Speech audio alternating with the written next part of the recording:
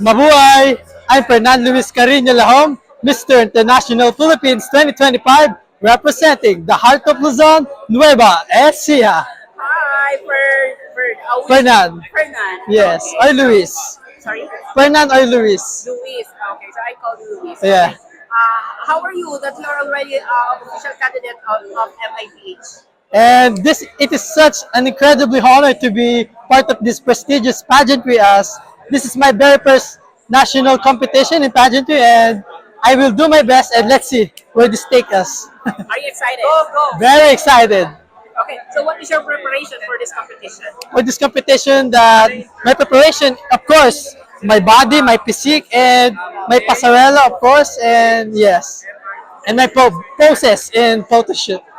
Okay, so how was it? Since I've seen that you did photo shoot yesterday. So how's the experience so far? I think this is, I can say, the best photo shoot that I have ever gone to in my whole life. Why? Because it is so unique. The concept was unique. Everything, the details in the photo shoot was very unique.